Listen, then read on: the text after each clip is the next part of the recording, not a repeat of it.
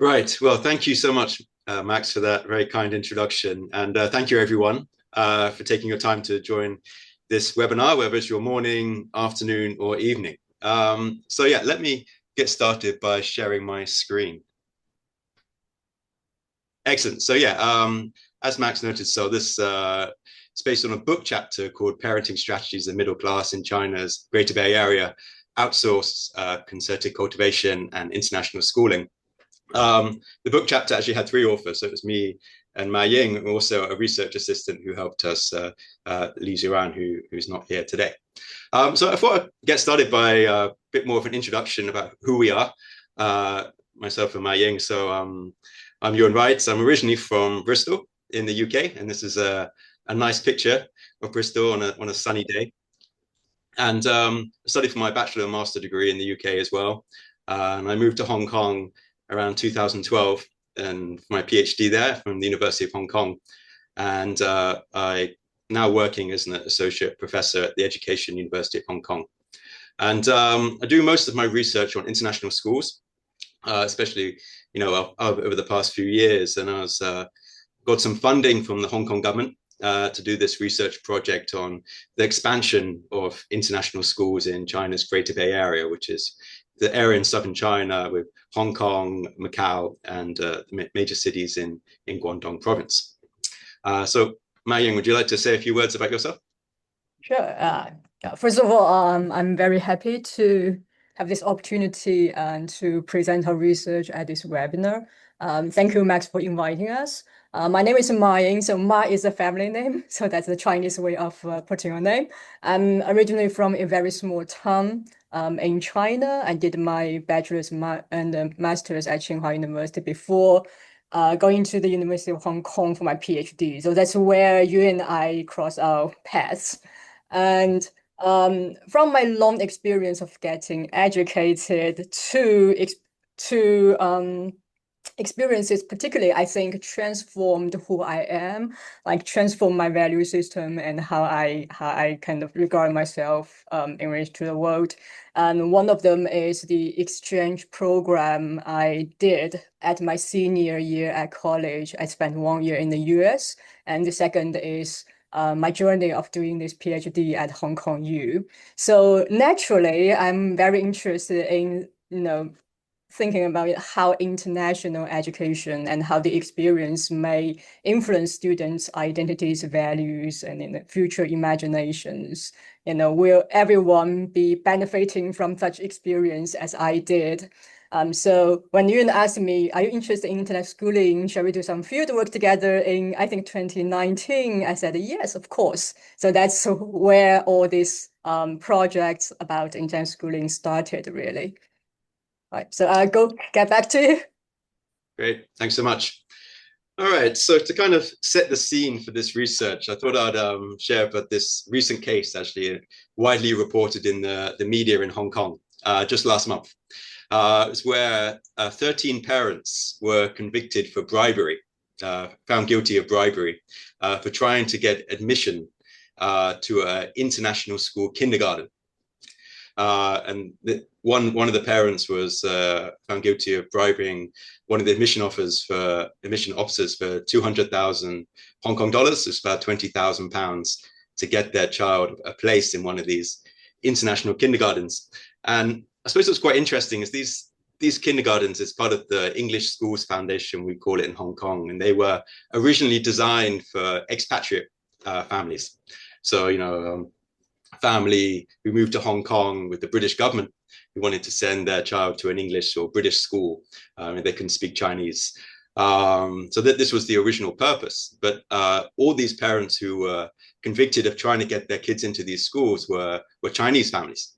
So it says something quite interesting, especially in a backdrop of we have a declining birth rate in Hong Kong. A lot of the public schools are struggling to find students. But then in this international schooling sector, there's fierce competition to get your kid a place, even at the kindergarten level. And parents are doing whatever they can, using money to try and get an edge, trying to get admitted into these schools. So this says something about what's happening in Hong Kong, the demand for international schooling among the local population. Now, just to start as well, it's worth using a definition. So when we say international schools, I use a very broad definition. It's basically schools delivering international curricula, at least partly in a non-native or non-official language, which is most typically English, although there are French international schools and so forth.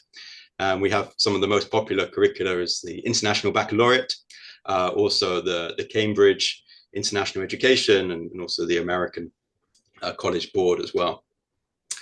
And we've seen huge growth in the number of these schools worldwide. It's been a real trend over the recent decades. So here's some data from ISC research shows there's a 45% increase in the number of these schools worldwide over the past 10 years to over 15,000 schools, educating 7.6 million students, almost 750,000 staff, and notably they're private sector schools mainly.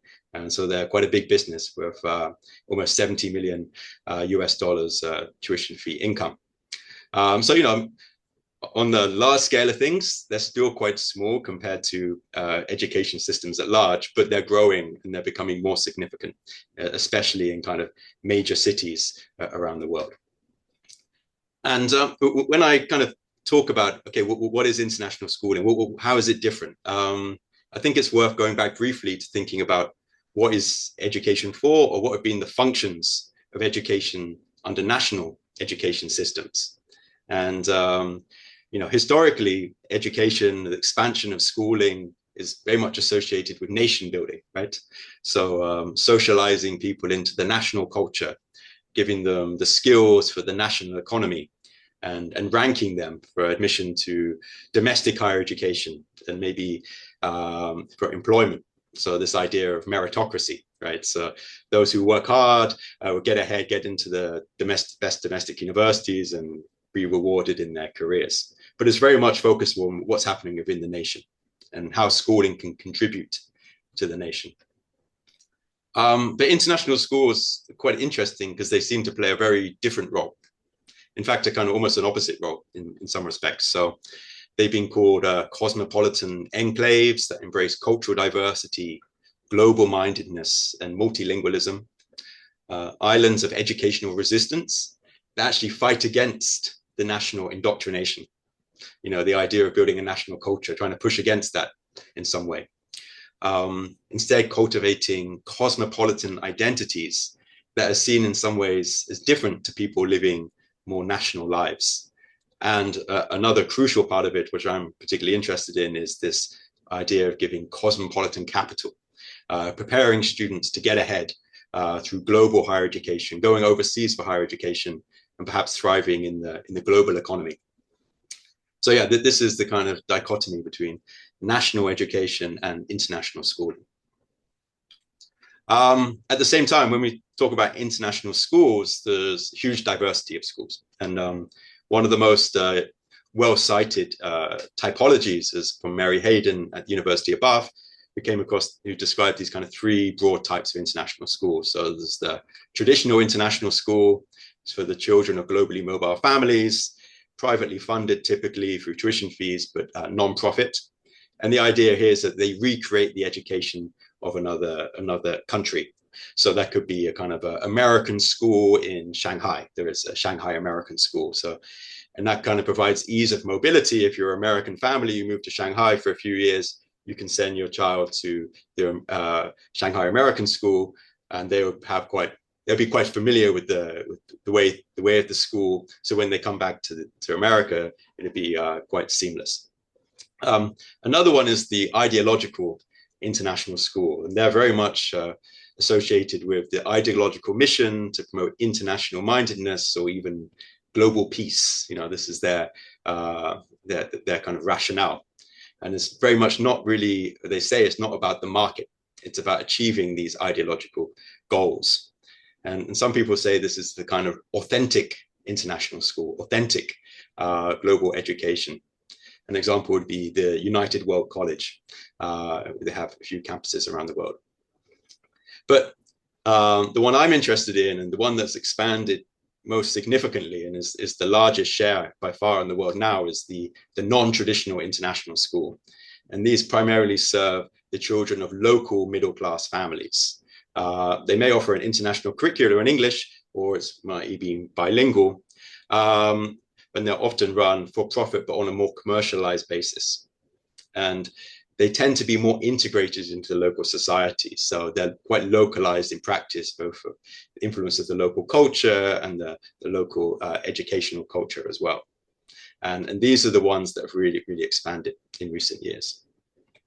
And I came across this statistic a while ago, and I was always a bit skeptical of it because it seemed so striking, even more than 10 years ago. But Brumman and Keeling estimate anyway that children feel 80% of local children feel 80% of international school places.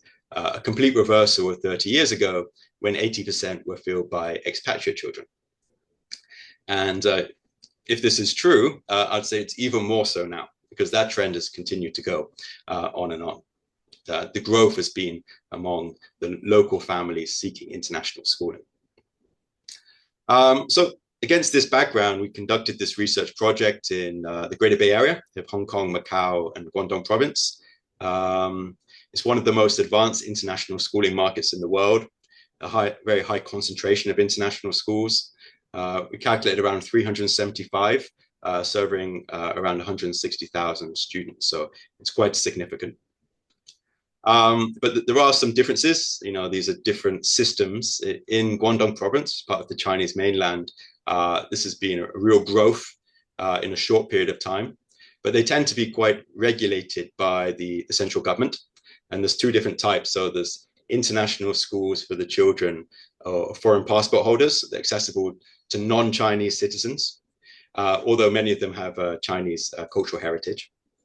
And then there's the non-traditional international schools that mainly serve Chinese citizens. And these students are exempted from the National College Entrance Examination, or Gaokao. So they have limited access to Chinese public universities, meaning they nearly all go overseas. And some of the families in this, they're quite an interesting group. Many have come from what we call kind of a new rich class. They've accumulated a lot of wealth, economic resources during China's rapid economic development, but they often lack kind of global experiences themselves, or let alone English proficiency. Hong Kong and Macau are a little bit different. They have more well-established international schooling sectors, been around for a while, and they still are more culturally diverse, both in the students and the faculties, and the faculty working at the school. The families come from more diverse social class backgrounds.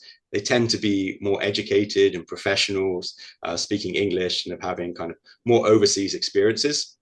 And they've been less regulated as well. So the students are able, a student at international school in Hong Kong can attend a university in Hong Kong.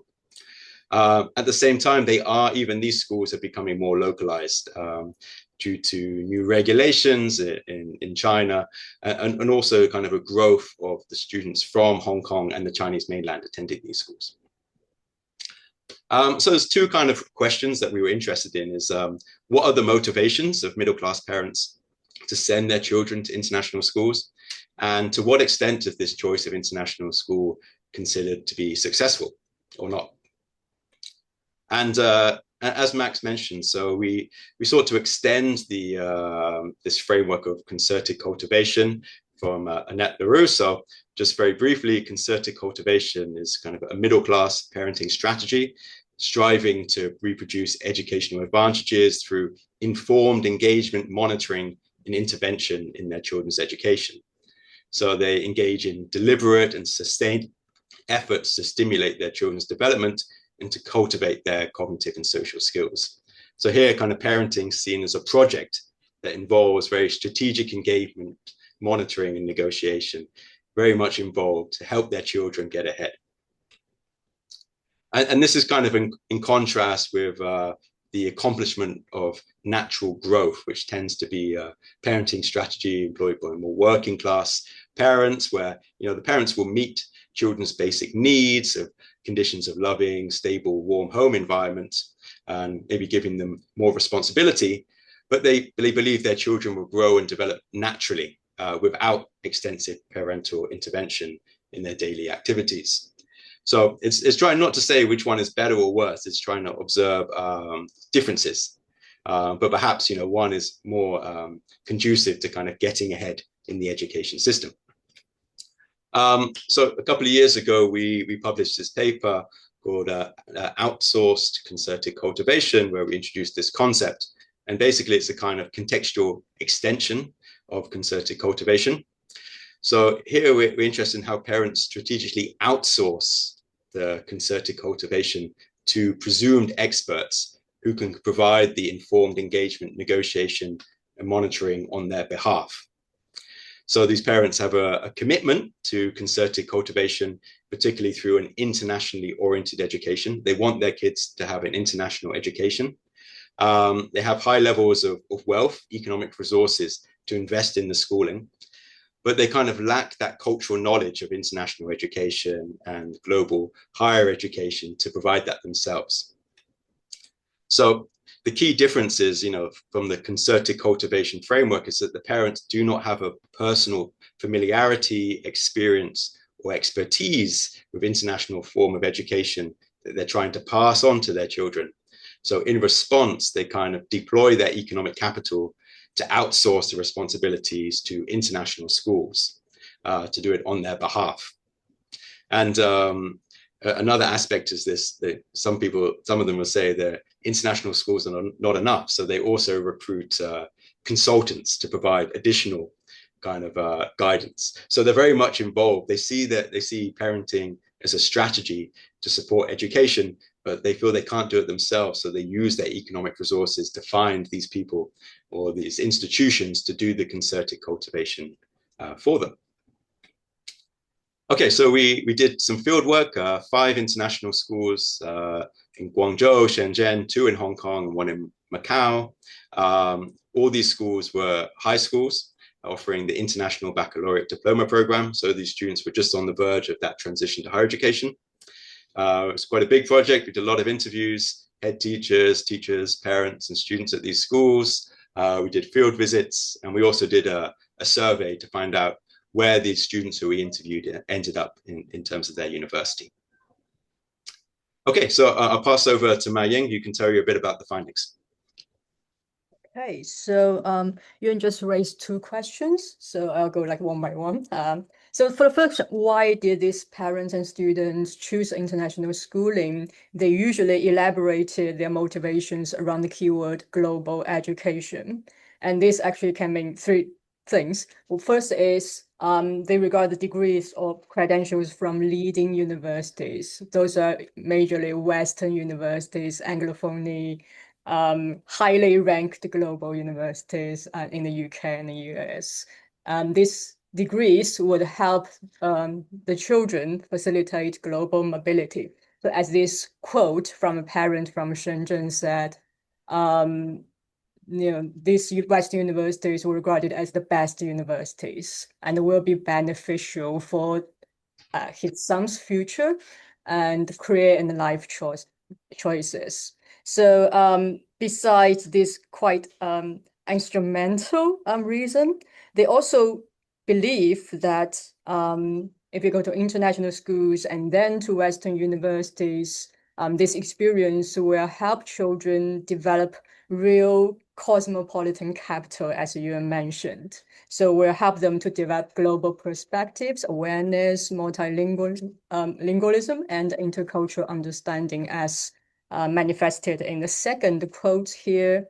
So this parent from Guangzhou think this international education, the global education, will help her daughter open the vision and be to have different perspectives, which in the long term will help her to open up and utilize opportunities in a globalized world.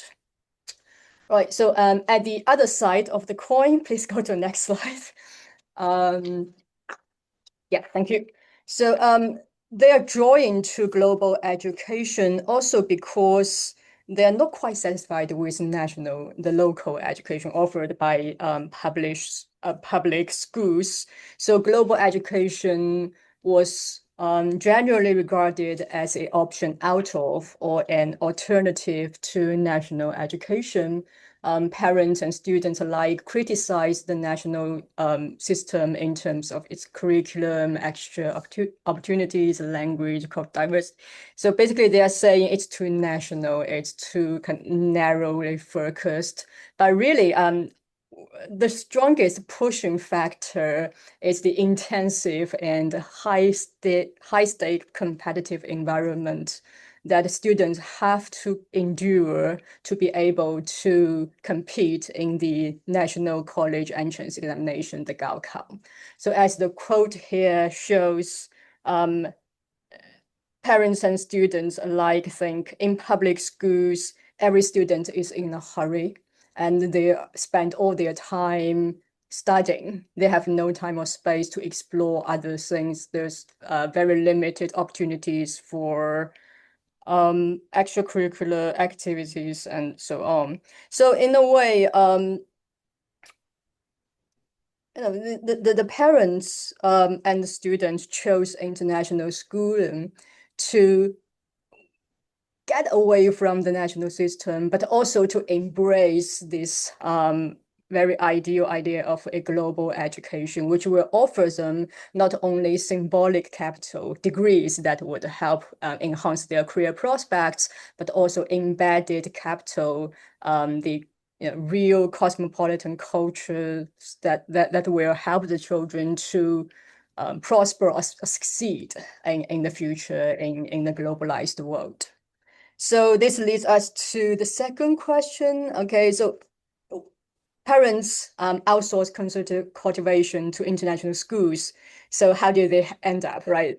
To what extent can we call this strategy a success or not? We looked into two dimensions. One is what experience did the students actually get at international schools? And second is what outcomes they actually achieved after graduating from international schools. So in the classroom, students mostly, and parents also will, first of all, mention international schools create this multilingual environment and in which students develop a very good English proficiency, which they consider is quite important for the children's future. And secondly, they tend to comment on the global-oriented curriculum offered by the international schools in a quite positive way.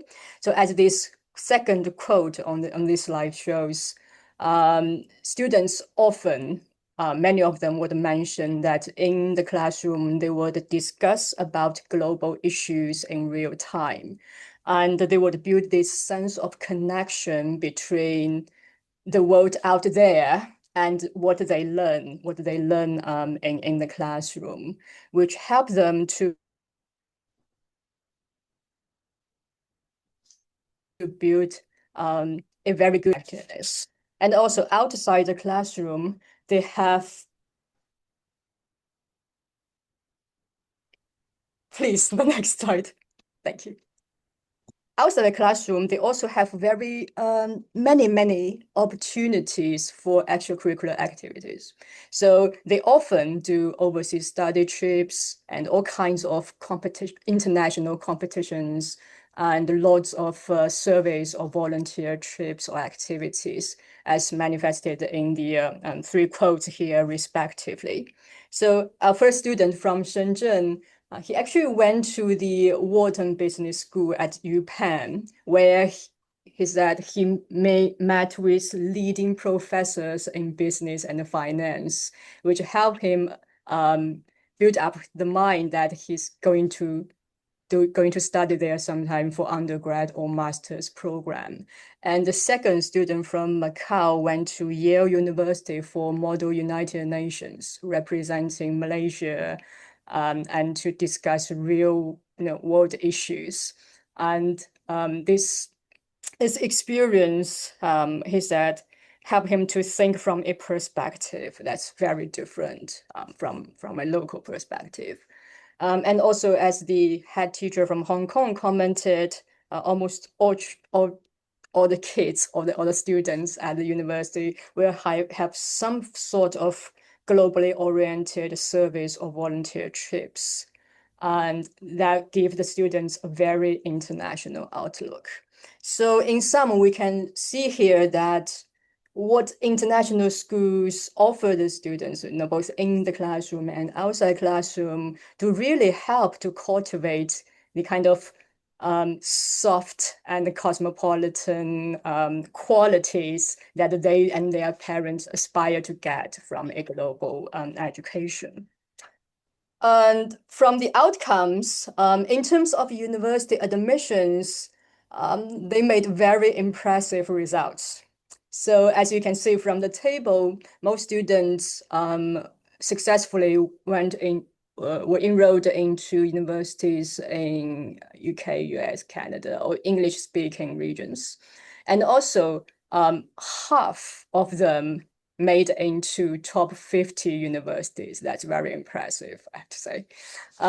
But what we found from the interviews is also that not everything is so positive in terms of what they get from this outsourcing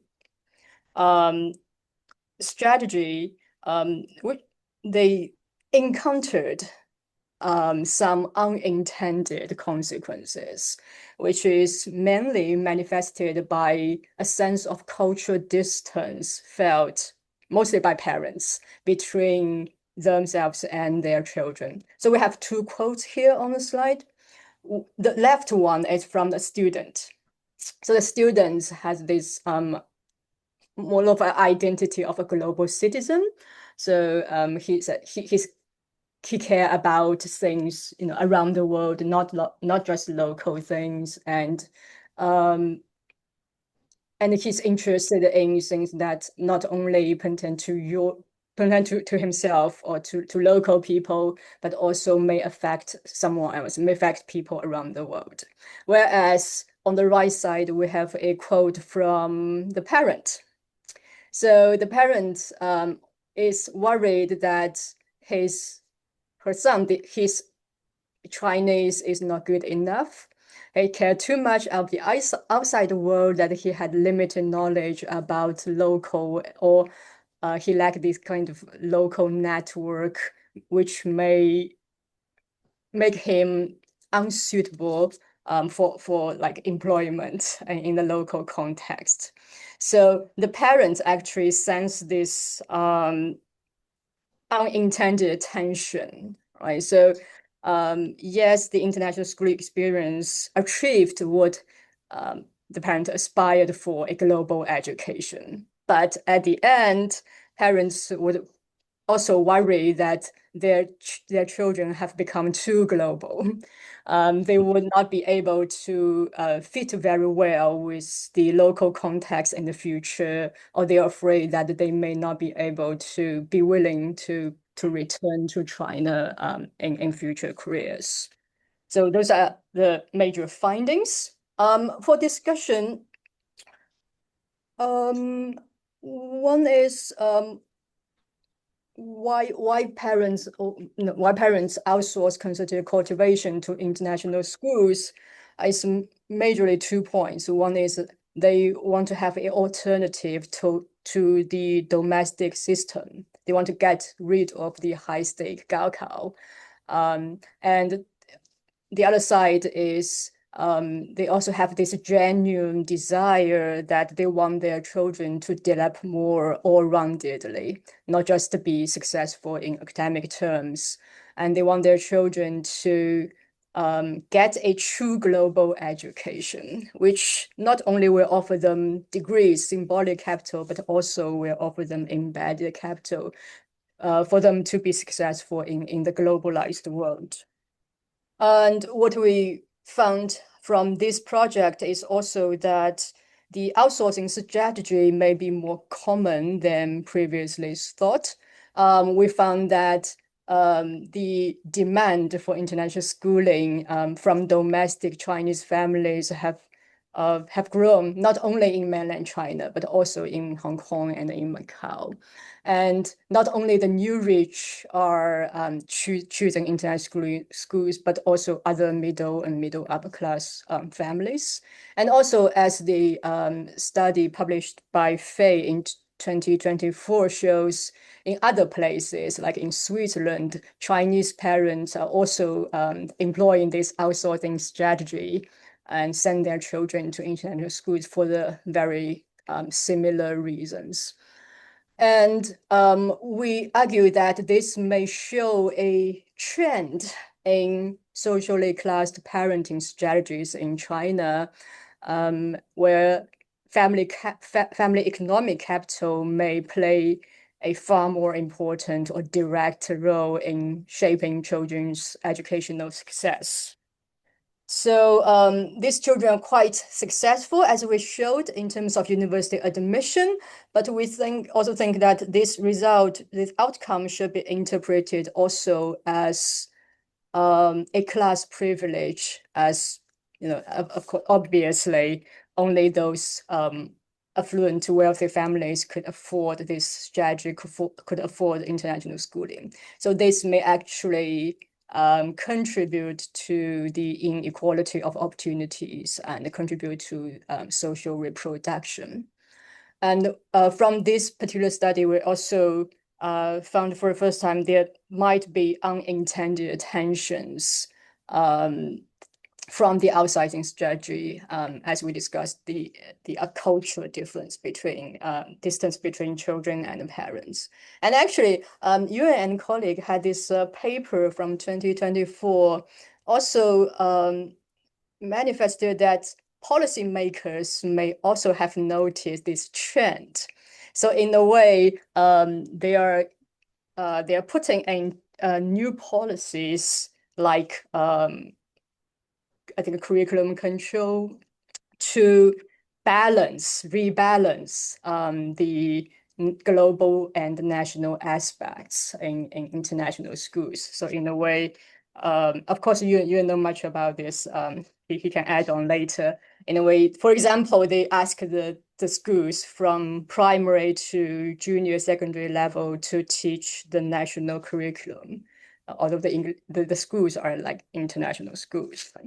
So to conclude, I want to expand our discussion here a little bit and draw your attention to the kind of other aspect of the outsourcing strategy is that, as you mentioned, parents not only outsource concerted cultivation to international schools, but also to many private education service providers, counselors, private tutors in the market.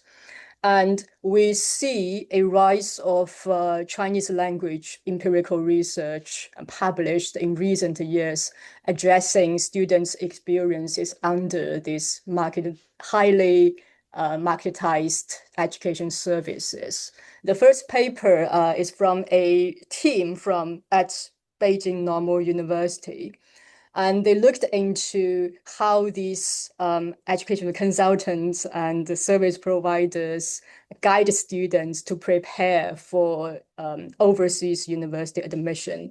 And they found they actually use very highly standardized and intensive trainings to train the students to get better scores at IB tests or A levels, SATs, and they kind of recommended or encourage all students to do internships, to do competitions, and so on. So in a way, from the students' perspective, they feel like they are preparing for foreign gaokao because the way they prepare for this is just like how most Chinese students prepare for the college entrance examination at public schools. So this raises a question about how this strategy of getting ahead in the international in the overseas admission context may actually contradict the global education ideal. I think that's a very interesting question. And the second paper is actually just finished by my student and myself. And we are more generally interested in the fact that these students get advantage in the university admission contest because their parents invest a huge amount of money into schools and into education services. And because they have this exclusive opportunity to work with education consultants. So how this overall, this experience of depending on depending on economic capital to kind of exchange for education success may transform the students' values and beliefs. And we find quite worryingly, in some sense, is that the students tend to develop this sense of entrepreneurs of self, as discussed by neoliberalism, where the students treat education as a money game and treat themselves as a commodity for sale in the market of overseas admission, and treat their parents as their investors, but they will never repay their parents' investment. They have this sense of guilty toward their parents. And also, in the process, they may observe like bribery, like cheating tests or interviews, but students tend to be quite indifferent to this social injustice phenomenon, as they think it's irrelevant to their being entrepreneurs of self. So we also think this is a very worrying phenomenon, and this may have opened up a new direction in a way, because money, economic capital investment is not only very gain importance in the international schooling sector, it's gained importance also in the Gaokao stream. So in a way, middle-class kids are generally depending on the high investment from family. So may this actually transform overall the next generation's value or beliefs. So we don't know yet. We hope that won't happen. So yeah, that's all we have to share today, and we welcome all questions, comments, and suggestions.